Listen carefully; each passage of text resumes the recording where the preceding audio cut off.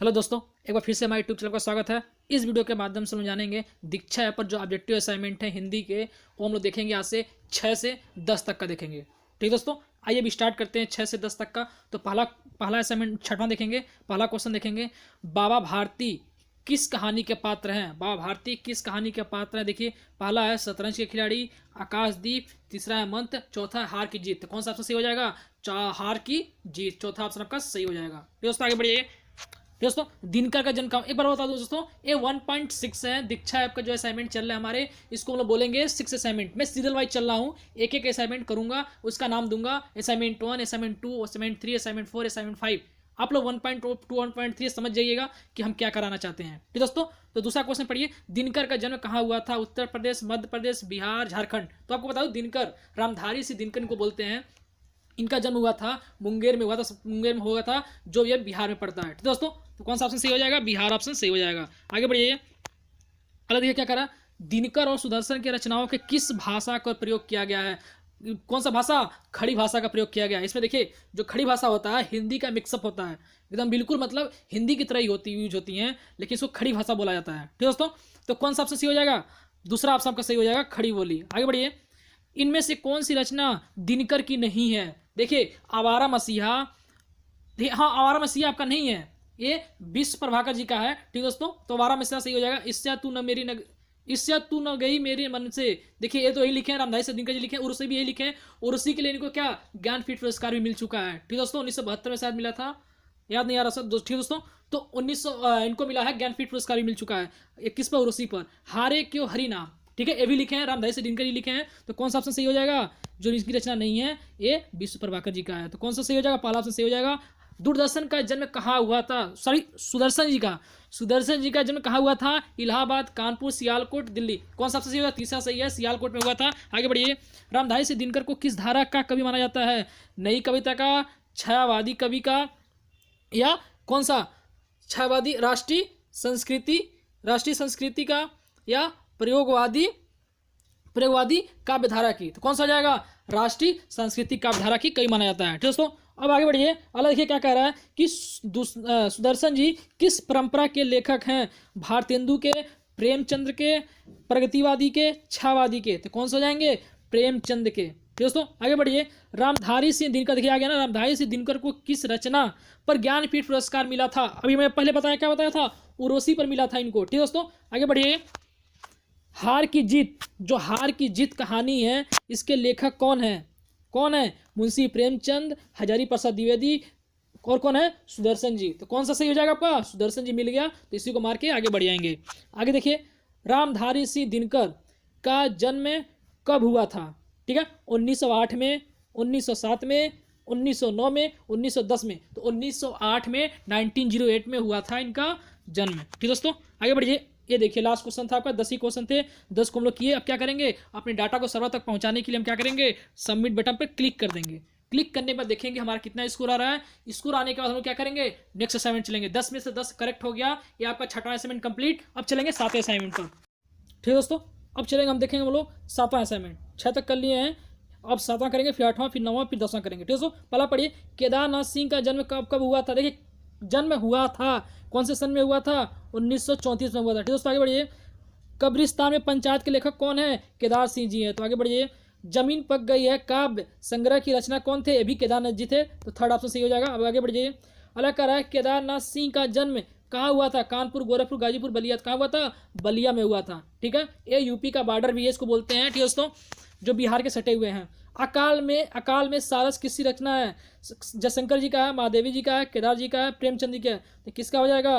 केदारनाथ जी का है। ठीक दोस्तों, तो कौन सा ऑप्शन सही हो जाएगा? थर्ड ऑप्शन आपका सही हो जाएगा। आगे बढ़ जाएंगे। मिला तेज से तेज जीवनी के लेखक है। मिला तेज से तेज एक जीवनी है, जो सुधा चौहान ने लिखा था। तो कौन सा ऑप्शन सही हो जाएगा? शिवानी, सुधा चौहान। देखिए, दूसरा ही ऑप्शन का मिल गया, तो क्या करेंगे? दूसरा ऑप्शन करके हम लोग आगे बढ़ जाएंगे। ठीक दोस्तों, आगे बढ़िए। अलग कह रहा है, मुकुल जो था, एक किसका काव्य संग्रह था? जयशंकर जी का, सुमित्रा जी का, सुभद्रा कुमारी चौहान जी का, आज्ञा का। तो किसका हो जाएगा?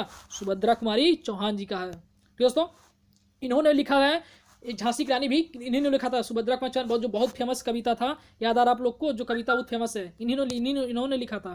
तो दोस्तों आगे बढ़ जाइए। अगला क्वेश्चन देखिए क्या कह रहा है कि बुंदेले हर बोले के मुंह, देखिए बुंदेले हर बोले के मुंह हमने सुनी कहानी थी। ये जो कहानी है ये झांसी की रानी वाली भी है। ठीक दोस्तों, तो कौन सा हो जाएगा? सुभद्रा कुमारी चौहान हो जाएगा। ठीक दोस्तों, आगे बढ़िए। सुभद्रा कुमारी चौहान का जन्म कहाँ हुआ था? इनका जन्म इलाहाबाद में हुआ था। ठीक दोस्तों, तो कौन सा हो जाएगा? दूसरा ऑप्शन देखिए प्रयागराज, इसका नाम चेंज हो गया है, इलाहाबाद का प्रयागराज हो गया है, तो ये ऑप्शन हमारा सही हो जाएगा। अब देखिए झांसी की रानी कविता की रचयिता कौन है? देखिए आ गया ना क्वेश्चन, झांसी की रानी देखिए बहुत फेमस कविता है, ये इसका रचयिता देखिए आप लोग याद होना चाहिए कि सुभद्रा कुमारी चौहान के जवान होना चाहिए। ठीक दोस्तों, इसको करने के बाद क्या करेंगे? आगे बढ़िए अगला क्वेश्चन के लिए। ये देखिए इसमें केवल 10 क्वेश्चन थे। ठीक है दोस्तों, इसको क्या करेंगे? डाटा को सर्वर तक पहुंचाने के लिए क्या करेंगे? सबमिट बटन पर क्लिक करेंगे। क्लिक करने के बाद देखिए आपका स्कोर आ गया 10 में से 10। हमारा कौन सा असाइनमेंट पूरा हो गया? ये आपका 7वां असाइनमेंट पूरा हो गया। ठीक दोस्तों, अब चलेंगे 8वें पर, फिर 9वें, फिर 10वें पर। 10 तक अभी समाप्त करेंगे आज ही। दोस्तों हम लोग 7 तक कर लेंगे, 8वां देखेंगे। 8वां का पहला असाइनमेंट, पहला मतलब क्वेश्चन देखेंगे। क्या कह रहा है? निम्नलिखित में से किसका जन्म 1906 में हुआ था? किसका हुआ था 1906 में? सोहनलाल द्विवेदी जी का हुआ था। कौन सा ऑप्शन सही हो जाएगा? पहला नहीं होगा, दूसरा सही हो जाएगा आपका। दूसरा मार्क आगे बढ़िए। देखिए आपका कौन सा असाइनमेंट चल रहा है? 8वां असाइनमेंट चल रहा है, फिर 9वां चलेगा, फिर 10वां चलेगा। तो दोस्तों अब देखिए भैरवी किसका प्रथम काव्य संग्रह है? किसका ये है? ये सोहनलाल द्विवेदी जी का ये भी है। तो इसको क्लिक करके आगे बढ़िएगा। अगला कह रहा है प्रेम गीतों का संग्रह वासंती लिखा था। किसने लिखा था? महावीर देवी जी ने, सोहनलाल जी ने। तो सोहनलाल जी आ गया, तो इसका आंसर मार दीजिएगा, आगे बढ़ जाइएगा। ठीक है दोस्तों, अब देखिए सोहनलाल द्विवेदी की रचना नहीं है। ठीक है दोस्तों, आपको बता दें कौन कौन सा इनकी रचना है और कौन सा नहीं है। तो इनमें से 3 इनकी रचना है। जो ऊपर का 3 है, बसंती, दूध पतासा, भैरवी, तीनों क्या है? सोहनलाल लिखे हैं, लेकिन निर्जय इन्होंने नहीं लिखा हुआ है। तो दोस्तों इसको मारने के बाद आगे बढ़िएगा। अलग कह रहा है कमायनी। जो कमायनी है ये बहुत बड़ा महाकाव्य है, देखिए बहुत फेमस है। ठीक है, कमायनी की रचना की थी, किसने किया था? जयशंकर प्रसाद जी ने किया था। ठीक दोस्तों, ये बहुत इंपॉर्टेंट क्वेश्चन है, बहुत ही इंपॉर्टेंट। ठीक दोस्तों, टेट सीटेट में कई बार पूछा हुआ है। कमायनी का जो रचयिता है, जो महाकाव्य उस रचयिता कौन है? जयशंकर प्रसाद जी हैं। आगे बढ़िए। आधुनिक युग की मीरा कहा जाता है। आधुनिक युग के किसको कहता है? महादेवी वर्मा जी को। ठीक दोस्तों, छायावाद के प्रवर्तक माने जाते हैं। किसे माने जाते हैं? सूर्यकांत त्रिपाठी निराला, जयशंकर प्रसाद, सुमित्रानंद पंत या महादेवी वर्मा। तो कौन सा हो जाएगा? जयशंकर प्रसाद जी को माना जाता है। छायावाद की मुख्य विशेषता क्या है? पहला है प्रकृति का सूक्ष्म चित्रण। देखिए पहला ही ऑप्शन आपका मिल जाएगा। जो नेचर से रिलेटेड मतलब कोई कहा जाता है या उपन्यास या फिर कुछ लिखा छायावाद में लिखा जाता है, उसी को हम लोग कहते हैं प्रकृति का सूक्ष्म चित्रण। आगे बढ़िए। महादेवी वर्मा के उनकी किस कृति पर ज्ञानपीठ पुरस्कार मिला था? यामा पुरस्कार जो था, उनकी कृति थी जो लिखा हुआ था, महादेवी में लिखे थे, उन्हीं पर मिला था इनको। ठीक दोस्तों, आगे बढ़ जाइए।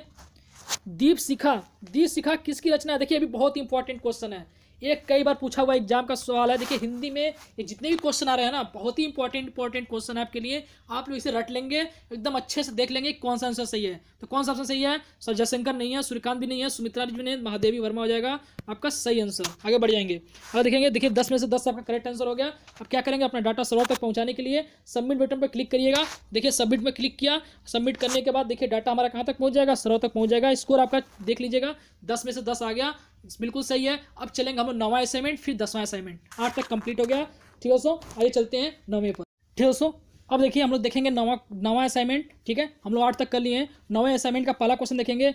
हरिवंश राय बच्चन की रचना नहीं है। देखिए हरिवंश राय बच्चन की रचना कौन सा नहीं है? देखिए क्या भूलूं क्या याद करूं, बहुत फेमस इनका रचना है, ये बहुत बार पूछा हुआ है। हरिवंश राय बच्चन ने ही लिखा है।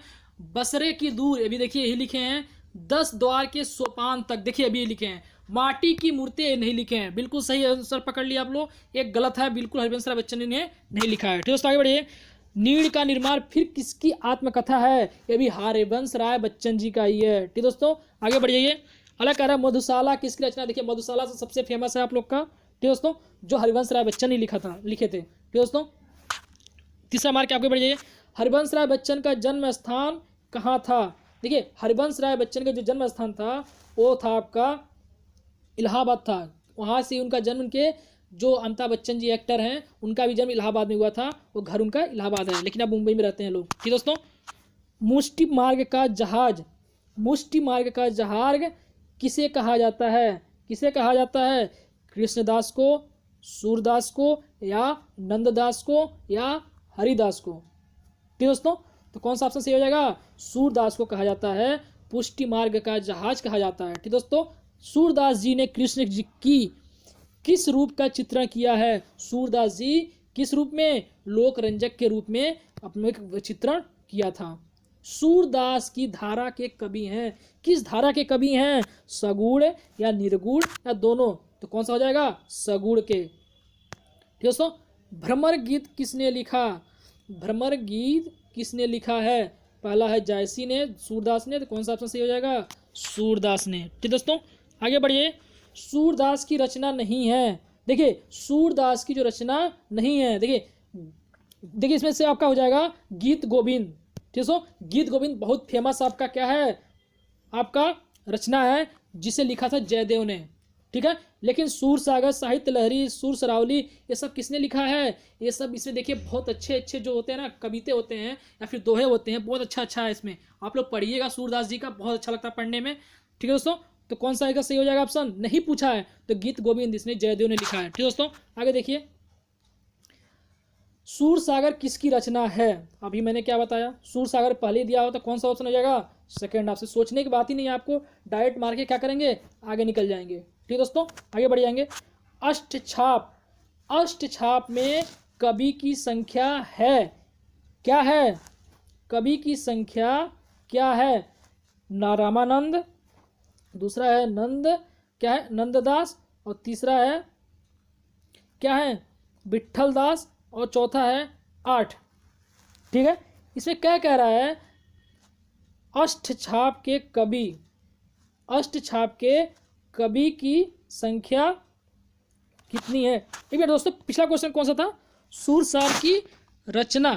देखिए सही है, सूरसार की रचना कौन सी? सूरदास जी किया था। इसमें कौन सा सही है? देखिए अष्टछाप मतलब 8 हो जाएंगे, तो संख्या कितनी हो जाएगी? 8 ही हो जाएंगी। ठीक है, रामानंद, नंदा, विट्ठल कोई नहीं होंगे। दोस्तों आगे देखिए, अगला क्वेश्चन देखेंगे। सूरदास के जो गुरु थे वो कौन थे? बल्लभाचार्य जी थे। ठीक है दोस्तों, रामानंद नहीं थे, नंददास जी थे, विट्ठल दास नहीं थे, तो कौन सा सही हो जाएगा? बल्लभाचार्य जी थे सूरदास के। सूरदास किस काल के कवि? देखिए सूरदास को क्या मानते थे लोग? उनको मानते थे कि उनको दिखाई शायद नहीं देता था। ठीक है दोस्तों, यही शायद प्रॉब्लम था। ठीक है, कुछ लोग मानते थे लेकिन ऐसा नहीं था शायद। अब किसी किसी बुक में ऐसा लिखा हुआ, इसलिए मैं आप लोग को बता दिया हूँ, लेकिन ऐसा कुछ नहीं है। अब पता नहीं पहले के बाद क्या था, बुक में जो लिखा रहा है वही तो बताया जाएगा आपको। ठीक है दोस्तों, तो आपको अगला क्वेश्चन पढ़ लीजिएगा। सूरदास किस काल के कवि हैं? ये भी एक भक्ति काल के हैं। ठीक है दोस्तों, अगर देखिए सूरदास का जीवन काल क्या रहा? सूरदास का जो जीवन काल क्या रहा? ये 1478 में जन्मे थे और 1583 में इनकी मृत्यु हुई थी। तो कौन सा हो जाएगा? 1533, 1478। देखिए दूसरा ऑप्शन आपका मिल गया, तो दूसरा क्या करेंगे? करेक्ट कर लेंगे, फिर आगे बढ़ जाएंगे। आगे बढ़ने में देखेंगे, ये देखिए 14 ही क्वेश्चन था इसमें, 10 से 14 हो गए हैं, लेकिन देखेंगे क्या स्कोर आपके कितने आ रहे हैं। इसको सबमिट करिएगा, सबमिट करने के बाद डाटा अपना सर्वर तक पहुंचाइएगा। पहुंचाने के बाद देखिए कितना स्कोर आपका आ रहा है, चेक करिए। चेक कर देखिए, एक क्वेश्चन का ही मिस्टेक हुआ है, वो शायद सूरदास वाला मिस्टेक हो गया है। इसको बैक करके आप लोग सही कर सकते हैं। ठीक है दोस्तों, आप बैक करके सही कर सकते हैं। अब मिलते हैं नेक्स्ट असाइनमेंट में, 10वां, जो आज का लास्ट असाइनमेंट होगा। ठीक है दोस्तों, हेलो दोस्तों, अब देखेंगे आज का अंतिम असाइनमेंट, 10वां असाइनमेंट देखेंगे। फिर कल हम लोग क्या करेंगे? हिंदी का पूरा क्वेश्चन कल समाप्त कर दिया जाएगा, फिर उसका मैथ का स्टार्ट करके पूरा समाप्त करना है। मैथ का आप लोग का प्लानिंग यही चल रहा है, उसमें 45 असाइनमेंट है, इसीलिए हम लोग आप लोग को 10-10 असाइनमेंट करके देंगे, तभी जल्दी समाप्त होगा। ठीक है दोस्तों, तो आइए अब अंतिम 10वां असाइनमेंट देखेंगे। आज का अंतिम असाइनमेंट, पहला क्वेश्चन कह रहा है कि राम नरेश त्रिपाठी ने ग्राम गीतों का संग्रह किस पुस्तक में किया है? पहला है मानसी, दूसरा है कविता, तीसरा है घाघ और भंडरी, और चौथा है कविता कौमुदी। तो कौन सा ऑप्शन सही हो जाएगा आपका? चौथा ऑप्शन सही हो जाएगा, कविता कौमुदी में। ठीक दोस्तों, आगे बढ़िए। राम नरेश त्रिपाठी का जन्म स्थान कहाँ है? राम नरेश त्रिपाठी जी का जन्म स्थान कहाँ है? कोयरीपुर, कोल्हापुर, रामपुर, कंचनपुर। तो कौन सा जाए? कोयरीपुर आपका सही आंसर हो जाएगा पहला। आगे बढ़ जाएंगे। हे प्रभु आनंद दाता ज्ञान हमको दीजिए, इस कवि के काव्य पंक्तियां हैं किसकी हैं? रहीमदास की, राम नरेश त्रिपाठी। देखिए राम नरेश त्रिपाठी जी हैं, नरसिंहधर पाठक भी नहीं है, निराला राव और सूर्यकांत त्रिपाठी निराला भी नहीं है, तो दूसरा मार्क आगे बढ़िएगा। निम्नलिखित में से कौन सा राम नरेश त्रिपाठी का प्रबंधक खंड काव्य नहीं है? तो कौन सा है? देखिए मिलन है, पथिक भी है, स्वप्न भी है, लेकिन मानसी नहीं है, तो तीसरा ऑप्शन सही हो जाएगा। आगे बढ़ जाएंगे। 6 राम नरेश त्रिपाठी का जन्म, क्वेश्चन छठा दिया। राम नरेश त्रिपाठी का जन्म कब हुआ था? 1889 में हुआ था, मतलब 1889 में। तो कौन सा सही हो जाएगा? चौथा ऑप्शन सही हो जाएगा। आगे बढ़ जाएंगे। रहीम दास का मूल नाम क्या था? अब्दुल रहीम था। ठीक दोस्तों, खाना खान नहीं था, मुल्ला अहमद नहीं था और रहीमन नहीं था। आगे बढ़ जाएंगे। रहीम द्वारा रचित निम्नलिखित में से ज्योतिष ग्रंथ है, कौन सा है? खेट कौतुक है। तो कौन सा ऑप्शन सही हो जाएगा? दूसरा ऑप्शन आपका सही हो जाएगा। ठीक दोस्तों, आगे बढ़ जाएंगे।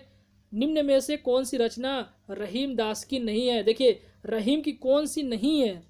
इसमें से 3 है। कौन सा 3 है बता दूं आपको? दोहाली है, नगर नरेश भी है, नगर शोभा भी है और बरवे नायिका भेद भी है, लेकिन बरवे रामायण नहीं है। ठीक दोस्तों, आगे बढ़िए। रहीम दास को निम्न में से कौन सी उपाधि नहीं प्राप्त है? खाना खान उपाधि है, मिर्जा खां भी है, मीर आर्य भी है, खाने ये समान नहीं है। ठीक दोस्तों, अब देखिए रहीम दास का जन्म कब हुआ था? 1556 में, 1656 में। तो कौन सा ऑप्शन सही हो जाएगा? देखिए, पहला ही ऑप्शन आपका क्या हो जाएगा? 1556 में। यह पानीपत का प्रथम युद्ध भी किसने हुआ था? 1556 में हुआ था। ठीक दोस्तों, उसी समय रहीम दास का जन्म हुआ था 1556 में। ठीक दोस्तों, तो कौन सा ऑप्शन सही हो जाएगा? पहला ऑप्शन सही हो जाएगा और ये तीनों ऑप्शन आपका गलत हो जाएगा। तो आगे बढ़ जाएंगे। 10 में से 10 आपका सही है। ठीक दोस्तों, अब देखेंगे, सबमिट करेंगे कितने स्कोर आते हैं अपने, इसको चेक कर लेंगे। इसको चेक करने के बाद हमारा आज का कंप्लीट हो जाएगा असाइनमेंट। देखिए 10 में से 10 से सही हो गया। पीछे वाले में गलत हुआ था, उसको देख लेंगे कि स्किप हुआ है कि गलत हुआ था। आंसर सब मैं आपको बता दिया हूँ, चेक कर लीजिएगा आप लोग फिर से। आज क्या है, बस यही 10 असाइनमेंट तक रहेगा और कल मिलेंगे पूरा आपका हिंदी समाप्त करने के लिए। उसके बाद मैथ भी स्टार्ट करना है आज ही। तो आज के लिए आप वेट करिए। मैथ का आज ही आपका करवाएंगे, रात 12 बजे से पहले करवा देंगे और अपलोड भी कर देंगे। तो दोस्तों, क्योंकि मैथ का जो असाइनमेंट है, क्योंकि समझाना पड़ रहा है, उसमें टाइम लग रहा है समझाने में आप लोग को। ठीक है, मैं समझा के करूंगा, तो हो सकता है आप लोग को कुछ आंसर आपको आ जाए और कुछ कॉन्सेप्ट भी आपको क्लियर हो जाए, ताकि आप लोग को कुछ मैथ्स में ज्ञान भी हो जाए। और मैथ जब मैं पढ़ाऊंगा, स्टार्टिंग करूंगा 15 या 20 से स्टार्ट करने वाला हूं। उसके बाद आप लोग पढ़िएगा मेरे से, तब बताइएगा कि मेरा कॉन्सेप्ट कैसा है। ठीक दोस्तों, आई होप ये बात आप लोग को समझ में आ गई होगी। तो आज के लिए बस इतना ही, अब मिलते हैं नेक्स्ट वीडियो में। धन्यवाद।